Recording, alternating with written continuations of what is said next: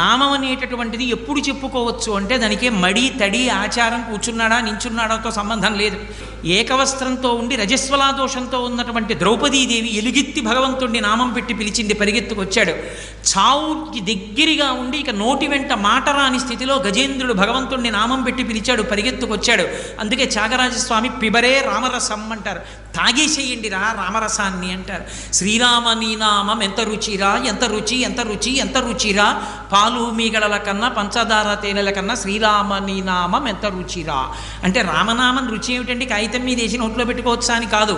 పెరుగు తేనె పళ్ళరసం ఇలాంటివి నాలుక మీద వేసుకున్నప్పుడు నాలుక మీద ఉండేటటువంటి రసాంకురములు దాని యొక్క రుచిని చెప్పినప్పుడు పరవశించినటువంటి మనసు ఏ స్థితిని పొందుతుందో రామ రామ రామ రామ అనే శ్రీరామనామం చెప్పడంలో ఉండేటటువంటి పారవస్యాన్ని పొందిన నాడు శ్రీరామ నీ నామం ఎంత రుచిరా